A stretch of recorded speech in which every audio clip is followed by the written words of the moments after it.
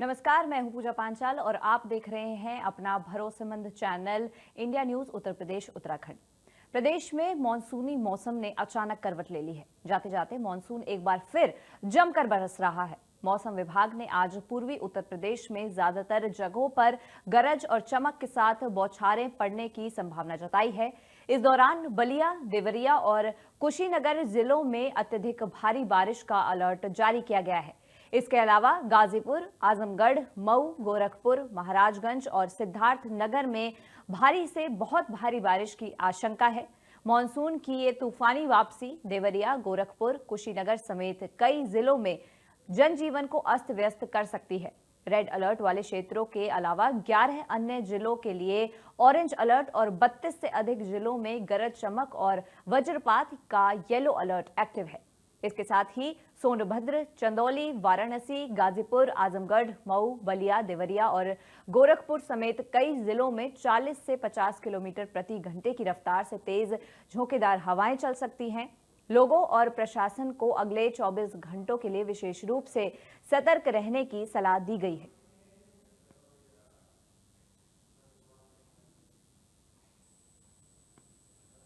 तो यूपी में 48 घंटों तक भारी बारिश का अलर्ट जो है वो जारी है और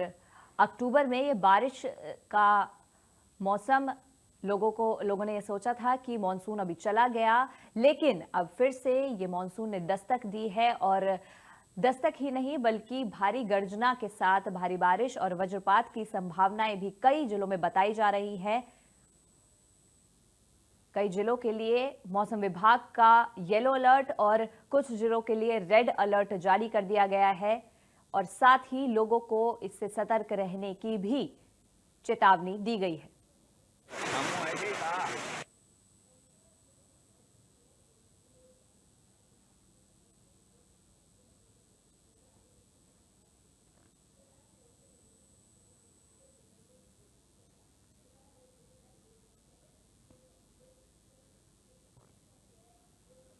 तो जाते जाते मॉनसून की सरप्राइज वापसी हुई है।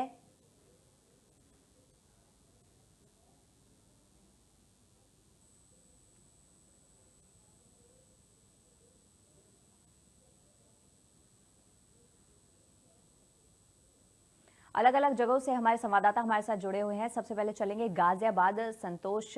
चौहान के पास। संतोष, फिलहाल वहां पर इस पूरे बारिश के अलर्ट को लेकर कैसा मौसम बना हुआ है? जो मौसम ने यू टर्न लिया है, बताया जा रहा था कि अब मॉनसून चला गया है, लेकिन अब फिर से उसकी ये सरप्राइज वापसी हो रही है।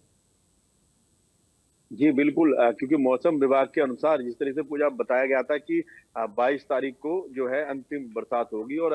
कई बरसों से लगभग 2 दशक से मैं भी जो है दिल्ली एनसीआर में ही रह रहा हूं, तो मुझे भी जो है 15 सितंबर के बाद जो है बरसात यहाँ पे बहुत कम देखने को मिली है। एक आध साल कभी ऐसा हुआ है कि 15 सितंबर के बाद जो है बरसात हुई हो। अक्सर ऐसा होता है कि 15 सितंबर के बाद जो है मानसून की विदाई हो जाती है, परंतु इस बार जो है 22 सितंबर को भी बताया गया था कि जो है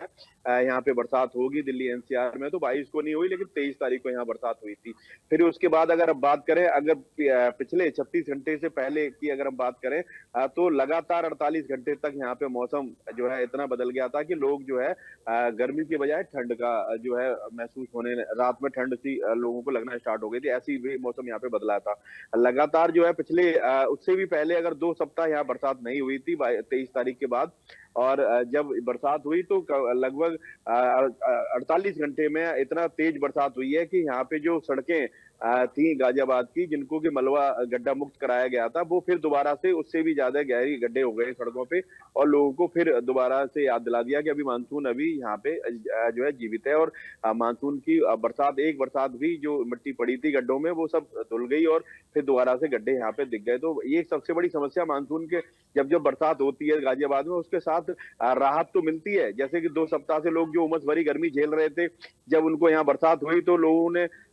जो है राहत की सांस लेके जो है अब उमस भरी गर्मी से चैन मिल गया है, आराम मिल गया है। परंतु जिस तरीके से अगले दिन जब सुबह तेज बरसात हुई, 1 घंटे के करीब लगातार बरसात हुई, तो 1 घंटे के बाद जो जो सड़कों पे स्थिति थी, क्योंकि यहाँ कामकाज के लोग हैं, अक्सर लोग 24 घंटे में से 18 घंटे बाहर रहते हैं, ऐसी स्थिति यहाँ गाजियाबाद की है। तो अगर गाजियाबाद की बात की जाए तो जो सड़कों पे जाम लगता है उससे जो है लोगों का जनजीवन ज्यादा प्रभावित होता है, क्योंकि लोग समय से अपने काम पे नहीं पहुंच पाते हैं। किसी भी जगह लंबे लंबे जाम लग जाते हैं। उस बरसात के बाद जो गड्ढे हुए उससे घंटों घंटों जाम देखा गया, और उससे जो है अभी भी जो है सुबह से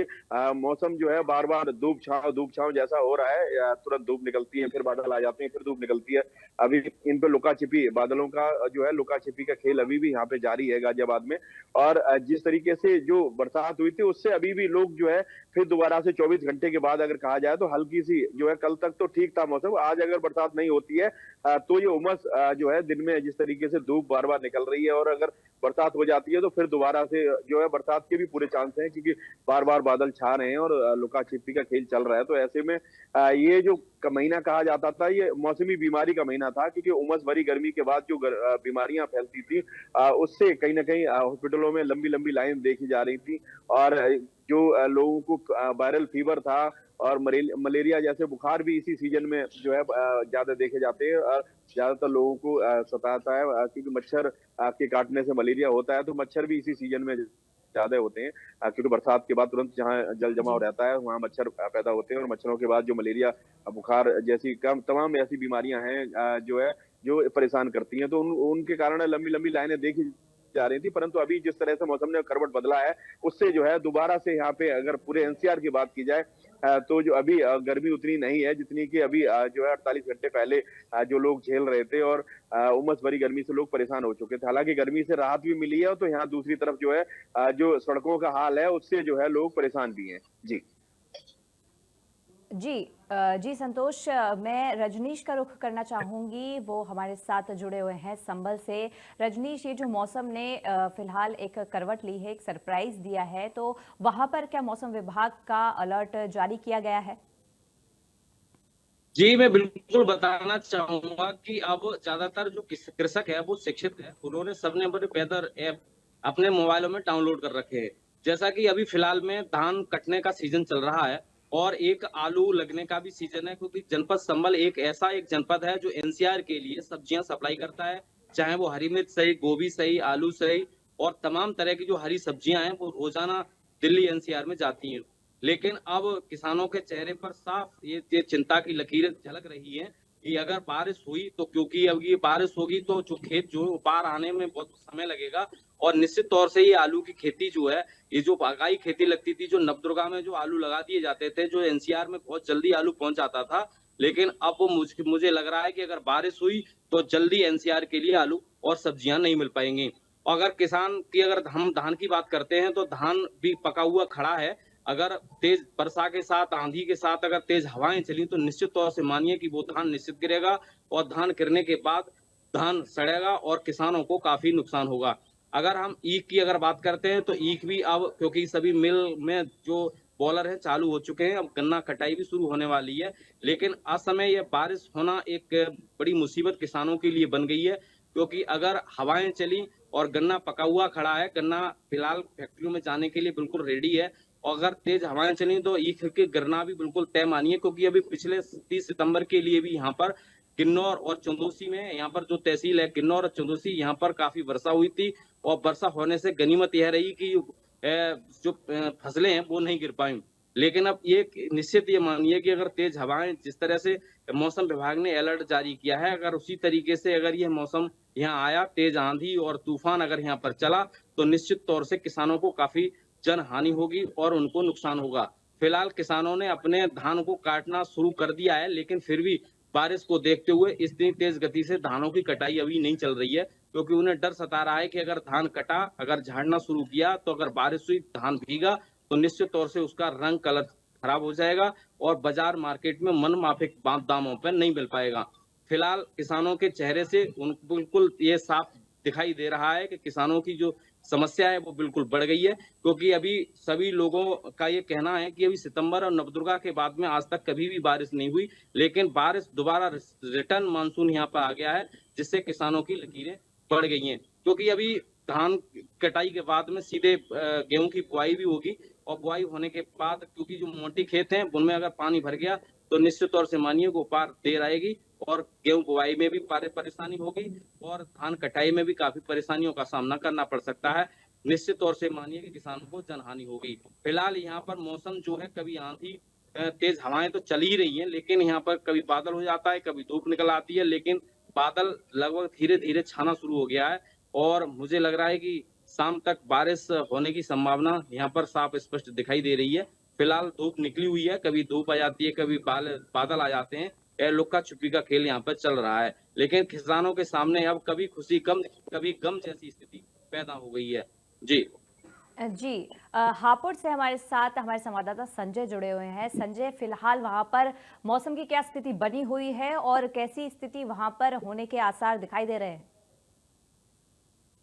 जी, अगर हापुड़ की बात की जाए तो इस समय हापुड़ में मौसम बिल्कुल सही हो रहा है। यहाँ पर धूप निकली हुई है और टेम्परेचर की अगर बात की जाए तो 27 से लेकर 36 टेम्परेचर आज बताया गया है। अगर बात की जाए बारिश की तो बारिश के मामले में हापुड़ वैसे भी तंग हाथ में माना जाता है, क्योंकि हापुड़ के अंदर बारिश वैसे ही कम पड़ती है। अगर बारिश पड़ती है तो गढ़ क्षेत्र रहता है जहाँ पर बारिश पड़ती है। अगर इस समय अगर बारिश हो जाती है तो सबसे ज्यादा नुकसान किसानों को होता है, क्योंकि किसानों की जो इस समय धान की फसल है वो खेतों में कट चुकी है, कुछ खड़ी फसल है। और अगर सबसे बड़ी बात की जाए तो हापुड़ क्षेत्र के अंदर सबसे ज्यादा आलू और बंद गोभी की खेती होती है। जो बंद गोभी खेतों में तैयार भी कर लिए गए, खेत तैयार कर लिए गए हैं, बंद गोभी लगानी शुरू कर दी है और आलू के लिए भी खेतों की तैयारी करनी शुरू कर दी है। अगर ज्यादा बारिश हो जाती है, थोड़ी बहुत भी बारिश होती है तो उनके खेतों का नुकसान होगा और किसान बिल्कुल ही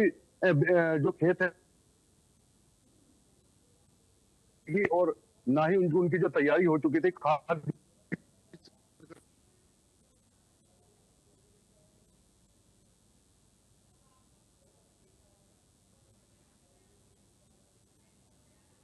जी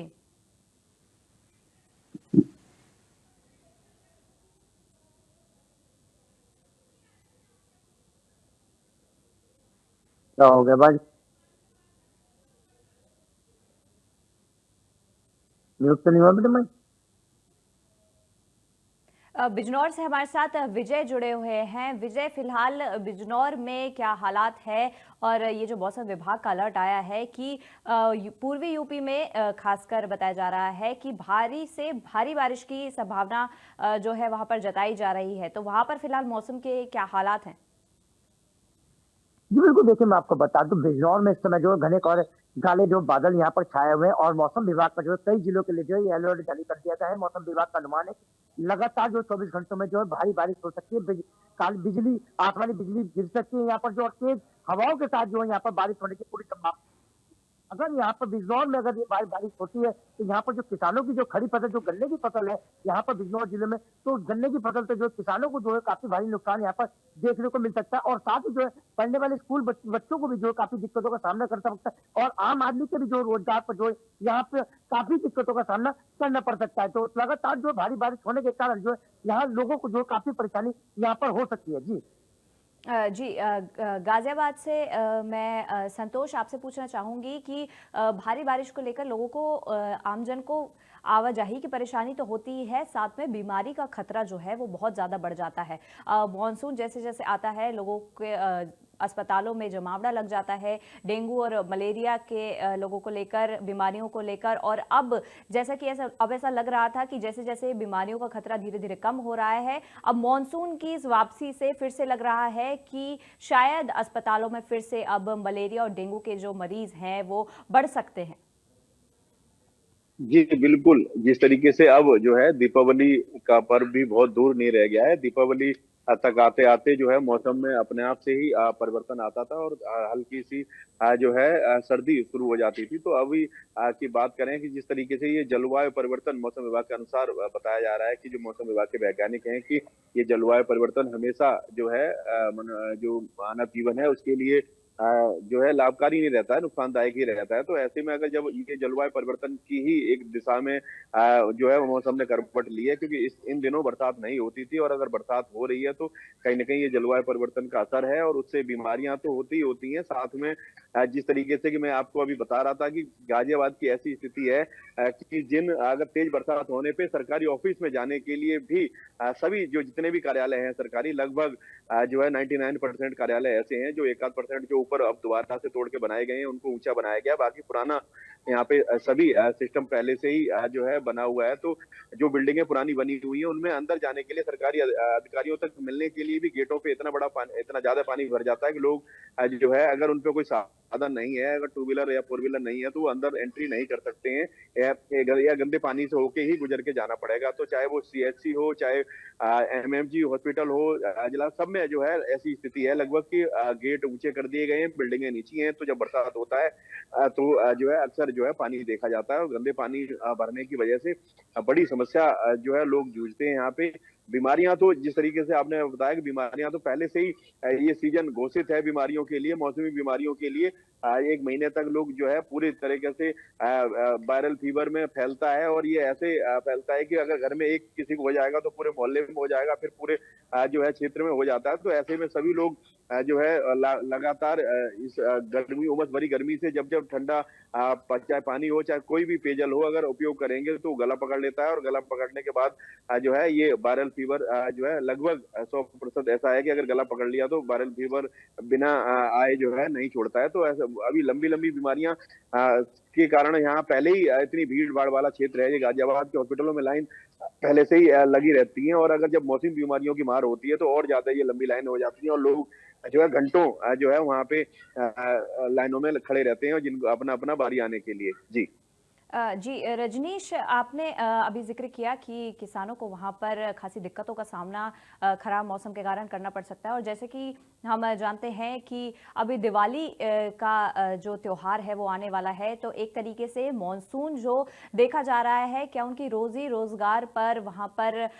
एक तरीके से पानी फेर देगा ये मॉनसून वहाँ पे कि उनकी जो अभी कमाई होने वाली थी वो ठप हो जाएगी? जी बिल्कुल, मैं बताना चाहूंगा कि बाजार गुलजार हैं, बाजार सजे हुए हैं, सभी लोग अभी घरों में भी लिपाई पुताई का काम चल रहा है, रंग रोगन का काम चल रहा है। लेकिन अब यह सब चीजें, व्यापार भी एक किसानों के ऊपर डिपेंड है, क्योंकि हमारा देश कृषि प्रधान देश है। हमारा देश में जितना भी व्यापार सब है वो सब ज्यादातर कृषकों से जुड़ा हुआ है। क्योंकि अगर हम इस समय की अगर बात करें तो धान और ईख की एक फसल ऐसी होती है जो किसान के पास है, और अगर किसान के पास अगर पैसा है, उसका धान अगर सही तरीके से बिका, अगर कोई जनहानि नहीं हुई, तो निश्चित तौर से मानिए कि व्यापार में भी काफी बढ़ोतरी होगी। अगर किसान किसी तरीके से इस बेमौसम बारिश के कारण अगर किसान का जो आय है वो कम हुई, तो निश्चित तौर से मानिए कि व्यापार तो ठप होगा ही। क्योंकि अभी हमारे हिंदू धर्म की मान्यता के अनुसार जो शादियां हैं वो भी लगभग अगहन और नवदुर्गा के बाद में से अगहन के महीने से शुरू हो जाती हैं। अगर हम अगर हिंदू त्योहारों की भी बात करते हैं तो वो अक्टूबर से लेकर के महाफागुन तक इस जो शादियां हैं, त्योहार हैं, वो अगहन पूस और महाफागुन तक चलते हैं। अगर इसी तरीके से, क्योंकि शादियां भी अभी होनी है और किसानों की फसल का भी अगर इस तरह नुकसान होता है तो व्यापार पर काफी हानि होगी। और एक चीज और मैं बताना चाहूंगा कि जो संबल का क्षेत्र जो है, संबल ज्यादातर टच NCR के रहता है। NCR से टच रहने के कारण यहाँ पर जो सब्जियों का जो काम है वो लगभग ज्यादातर यहाँ पर पालक, मेथी और जितने भी जो हरी सब्जियां हैं वो सब दिल्ली NCR के लिए जाती हैं। अगर बारिश होती है तो ये सब फसलों पर काफी नुकसान का सामना करना पड़ेगा, कीटों का प्रकोप बढ़ेगा। कीटों का प्रकोप बढ़ने के कारण यहाँ पर फसल खराब हो जाएंगी और खराब होने के कारण NCR में भी सब्जियों के दाम बढ़ेंगे। और ये जो आलू है, आलू NCR के लिए जल्दी मिल जाता था और वो अब आलू सही समय पर नहीं मिल पाएगा, क्योंकि ज्यादातर पिछले समय में नवदुर्गा में यहाँ पर आलू लगा दिया जाता था और नया आलू मार्केट में पहुंच जाता था और नया आलू पहुंचने के बाद NCR के लिए नया आलू मिल जाता था। लेकिन फिलहाल बारिश होने की वजह से किसानों ने भी अभी उसकी रोपाई करना धीरे धीरे बंद कर दिया है, क्योंकि इससे मौसम को देखने के बाद ही वो आलू की रोपाई कर पाएंगे। उसके बाद ही किसान अगर रोपेंगे तो आलू, सीधा सा ये मामला है कि NCR में आलू और सब्जियां लेट ही पहुंच पाएंगी, जिससे NCR में आलू और सब्जियों के रेट बढ़ सकते हैं। जी जी विजय, आपसे जानना चाहूंगी कि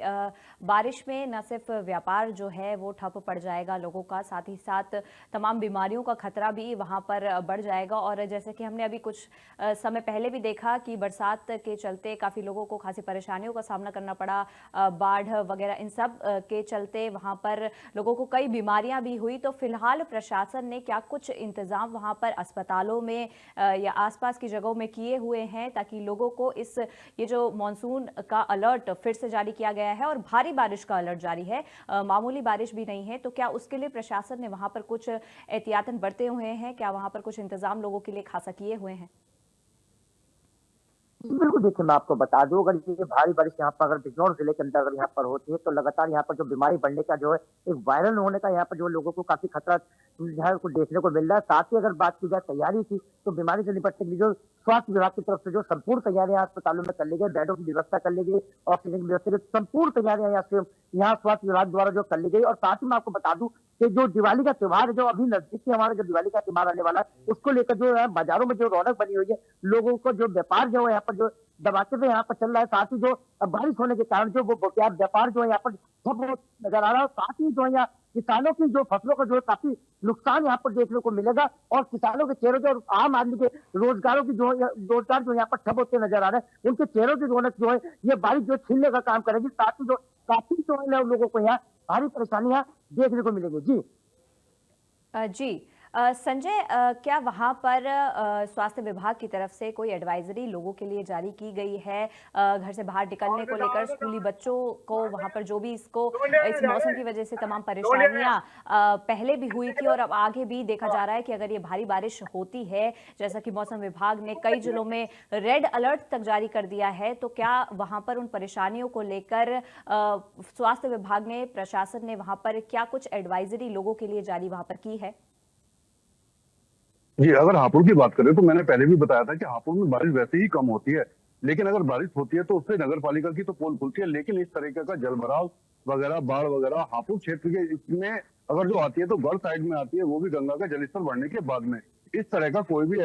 सरकार की तरफ से एडवाइजर जारी नहीं हुआ है, कोई भी रेड अलर्ट या येलो अलर्ट अभी हापुड़ में जारी नहीं किया गया है। जो भी है सब कुछ सामान्य है। अगर बात की जाए बारिश से नुकसान की, क्योंकि अगर बात की जाए तो जो भारत एक कृषि प्रधान देश है। अगर कृषि प्रधान देश है, अगर कहावत है गाँवों में कि अगर किसान को फायदा होगा तो किसान के फायदे से ही मार्केट भी, बाजार भी रौनक दिखाई देगी। क्योंकि जब किसान को फायदा होता है तो किसान के पास जब पैसा आता है तो वो मार्केट में पैसा दिखाई देना शुरू हो जाता है। या तो वो मकान बनवाना शुरू करता है, या अपने बच्चों की शादी करता है, या फिर मकान में डेंटिंग पेंटिंग पुताई वगैरह ये चीज करवाता है। लेकिन अगर किसान की फसल का इस बारिश से ही नुकसान हो गया तो इस बारिश से नुकसान होने के बाद में मार्केट में पैसा नहीं आएगा, किसान के पास पैसा नहीं आएगा, तो किसान के पास पैसा आने की वजह से मार्केट में भी पैसा नहीं पहुंचेगा और व्यापार को भी काफी दिक्कत का सामना करना पड़ेगा। और ये पुरानी कहावतें चले आ रही हैं, क्योंकि किसान के पास जब पैसा होता है तो मार्केट में सबसे ज्यादा पैसा दिखाई देता है और इसी वजह से ही व्यापार पर काफी असर पड़ता है। जी, आप सभी का बहुत बहुत शुक्रिया हमारे साथ तमाम जानकारी साझा करने के लिए। तो इस बुलेटिन में फिलहाल मेरे साथ इतना ही। बाकी की तमाम खबरों के लिए देखते रहिए इंडिया न्यूज उत्तर प्रदेश उत्तराखंड।